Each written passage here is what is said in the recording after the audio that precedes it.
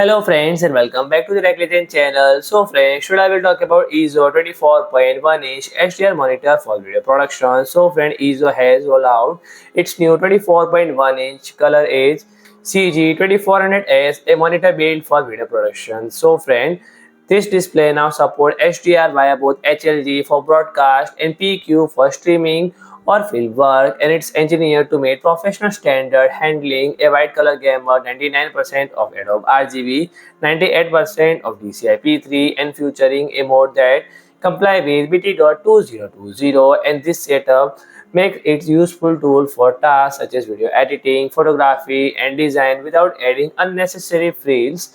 So friend, its resolution of 920 into 1200 pixel and contrast ratio of 1800 Gen 1, and it includes 3D lookup table that lets you tweak specific RGB color channel individually, and additionally a sync signal function automatically adjusts color setting based on the metadata from the incoming video feed. And the technical feature aim to deliver consistent color accuracy and is the calibration process for video production. So friend, the connectivity has been improved as well, along with the standard DisplayPort and HDMI input, and this monitor now supports USB Type-C port that handle both video output and 70-watt power supply over one cable.